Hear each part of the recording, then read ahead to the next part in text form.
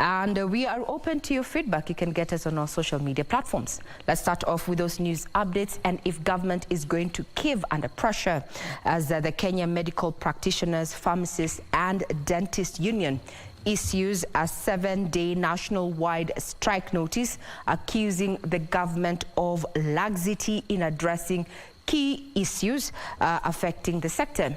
As Beatrice Gatonya reports, clinicians and nurses are also piling pressure on the government to look into promotions, medical cover and teething problems affecting the implementation of the universal health coverage.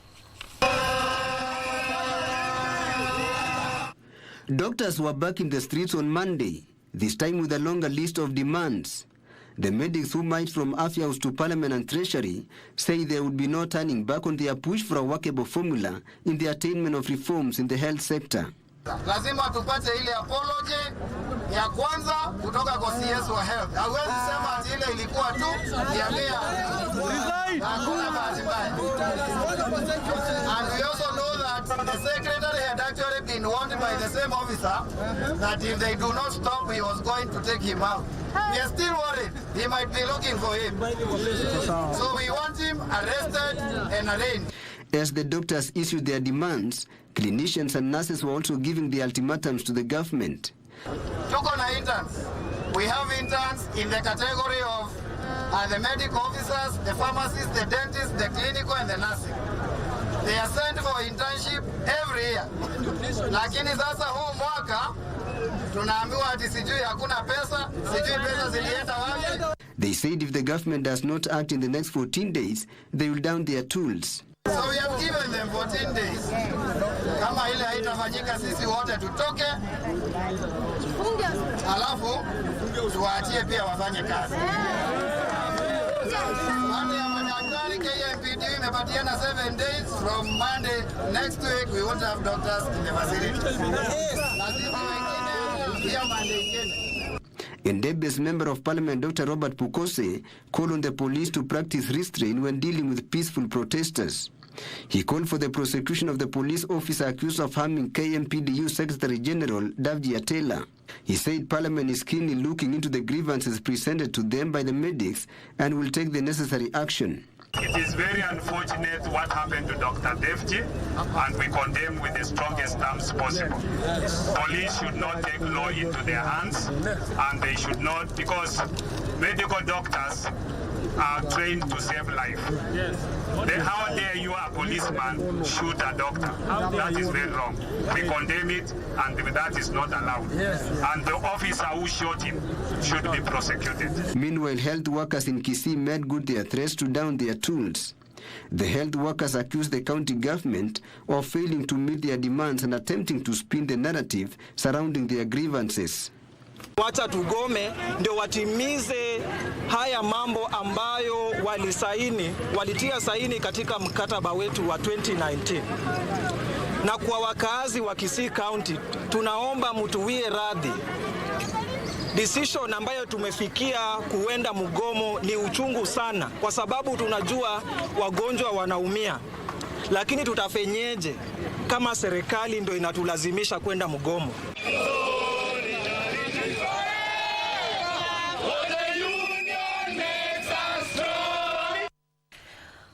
Pressure they're piling on government there as medics there.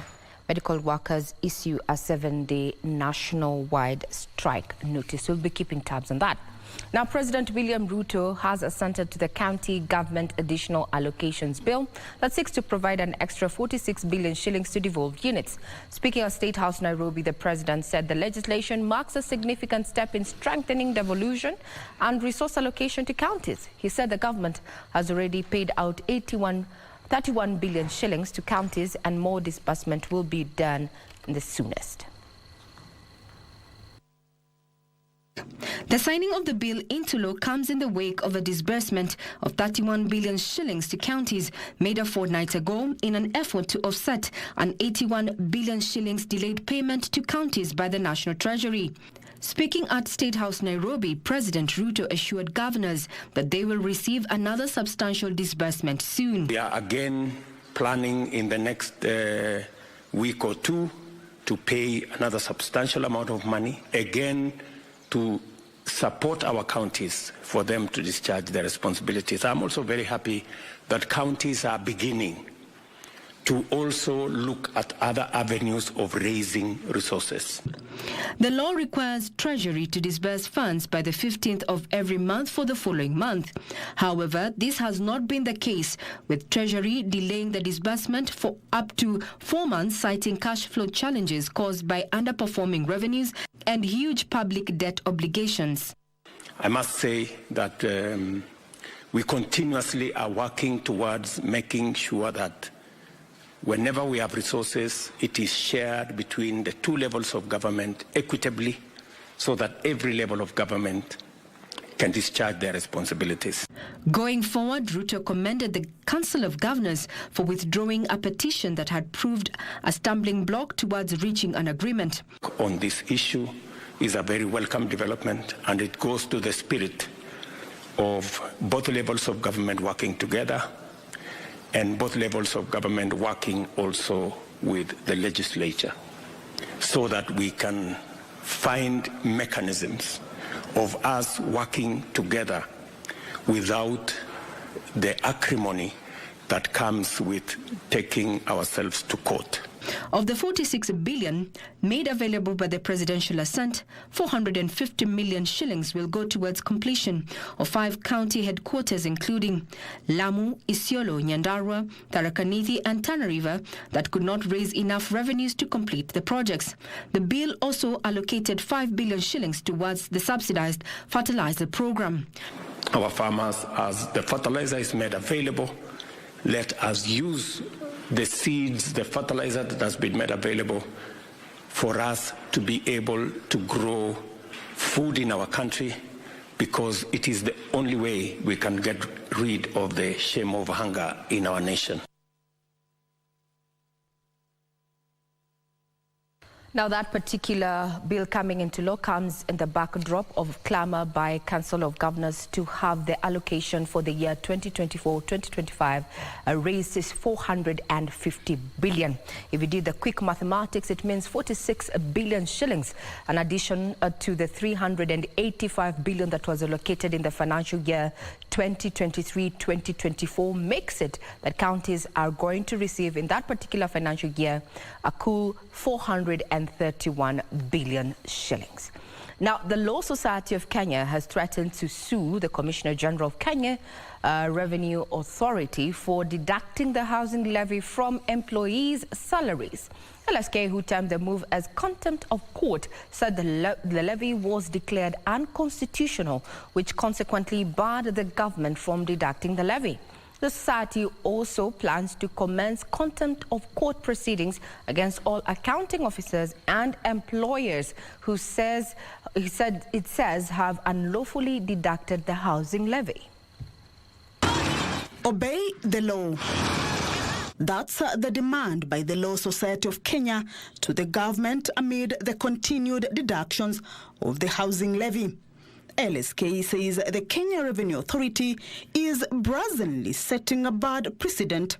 KRA is part of the parties that were in court, both in the High Court and in the Court of Appeal. And we know that they have competent lawyers within their organization that would have advised on the effect of the Court of Appeal failing to give an order to stay the implementation of the High Court decision. There is no legal basis to deduct the housing levy, and this action amounts to contempt of court and arbitrary imposition of tax.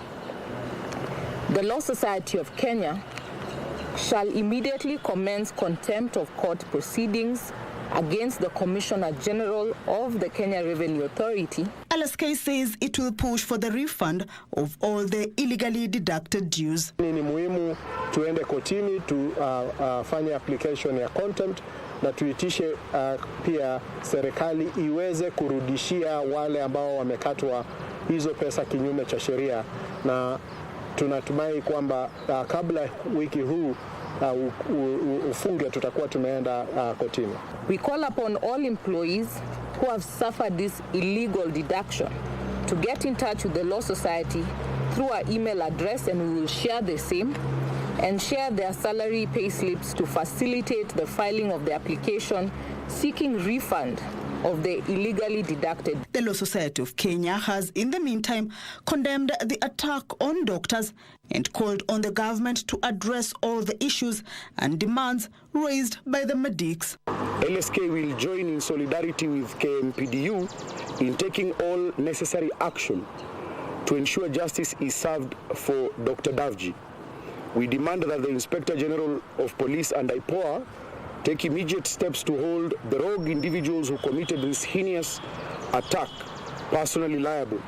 LSK accused the police of using force against professional bodies seeking to protect the rights and interests of their members and the people of Kenya. Same breath, the Senate Minority Party now wants the affordable housing bill taken to the county assemblies for consideration.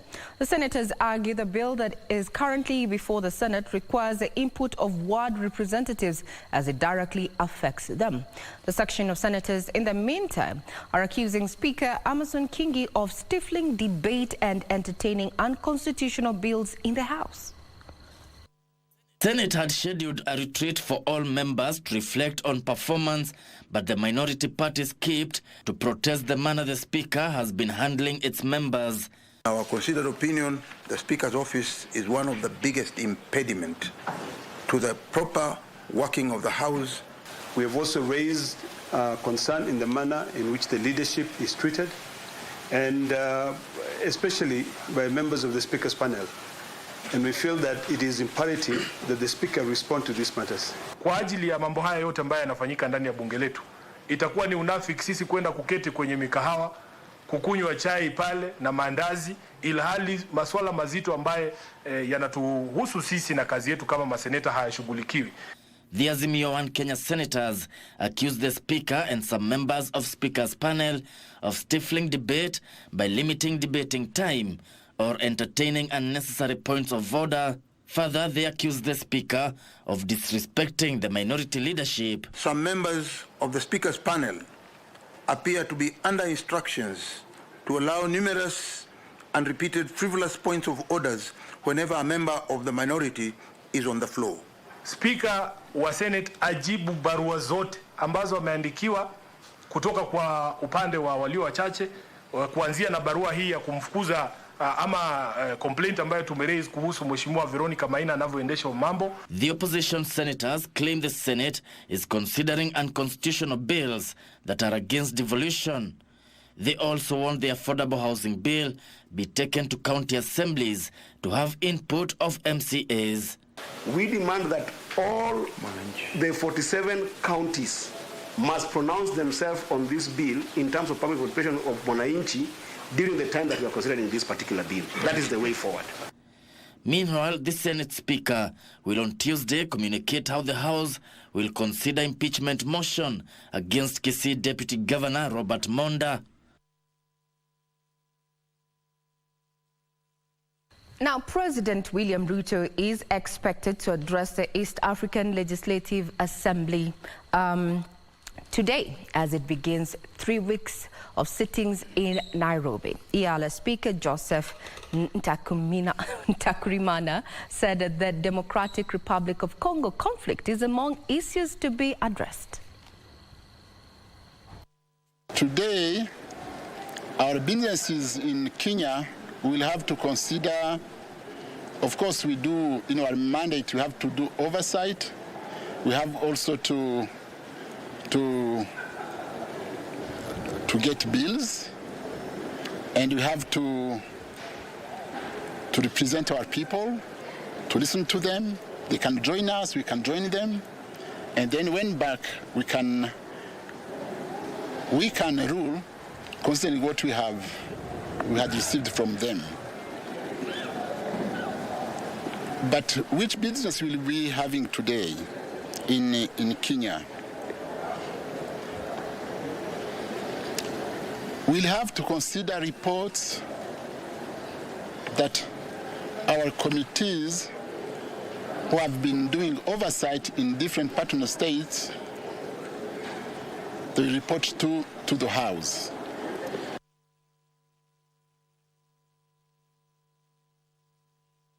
And that particular story sets the pace for our conversation this morning with Victor Law as he engages members of the Yala legislature ahead of those particular talks that commence today.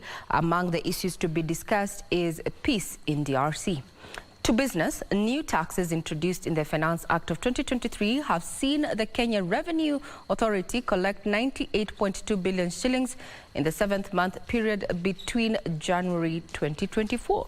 This leaves KRA with a target of collecting 116 billion shillings by the end of June 2024, if the projected 214 billion shillings is to be collected in full.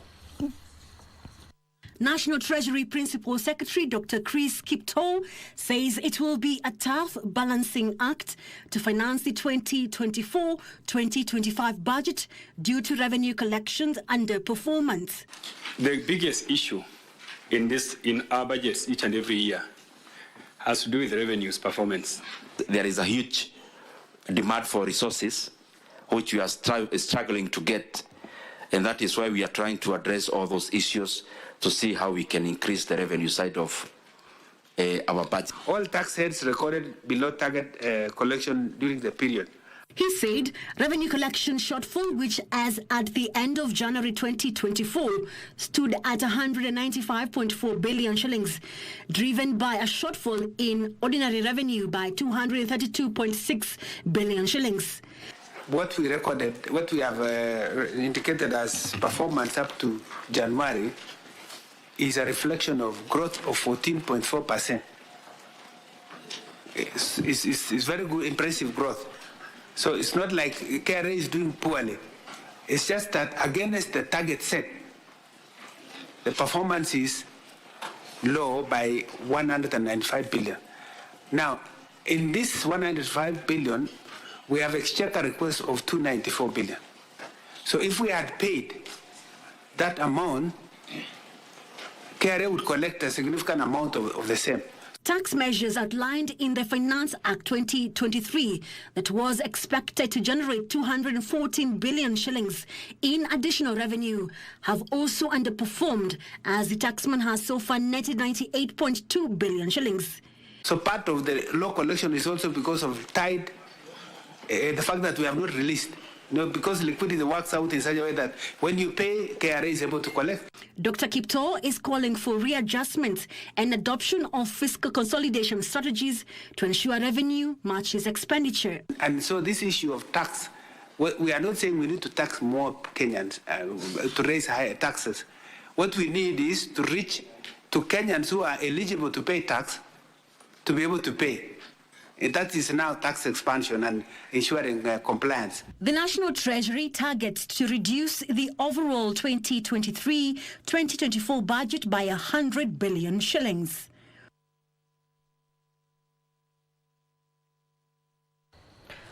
Now let's see if they're going to meet the revenue target by 116 billion shillings by the close of this financial year. To sports. Sports Cabinet Secretary Ababu Namwamba held bilateral talks with Morocco's Minister for National Education, Preschool and Sports, Chakib Bemousse, focusing on sports and the creative arts. The two agreed on the establishment of an MOU between Kenya and Morocco to provide a formal arrangement for cooperation. Morocco won the bid to host the 2025 AFCON, as well as co-hosting rights for the 2030 World Cup. Kenya is keen to take lessons from Rabat as it prepares for the Pamoja AFCON 2027. Sports to even deepen this friendship between our two countries, and we have agreed on an MOU. We're going to have an MOU as a formal arrangement to cement this relationship, and this relationship will cut across many fields, different sporting disciplines, from football to athletics, volleyball, rugby. Kenya is has very high performance in different disciplines, and we can learn a lot from Kenya and Kenyan experience in such fields. And the same, Morocco is preparing some worldwide, continental or worldwide events in different sports and mainly football, and we can also share how we are preparing such events. So. Now you're officially up to date with what has been making headlines in the last 12 hours, if you like. We'll be keeping tabs on what is happening in the medical field, given that 7-day nationwide strike notice they're issued by medical practitioners across the country. We're also going to be keeping tabs on the conversations that are going to be held during these deliberations as IALA actually meets. IALA members meet in Nairobi. I'm Regina Manyara. I leave in the capable hands of my colleague Victor Law as he takes us to the next step, and that is having conversations and where the East African community agenda is concerned. Have a great day ahead.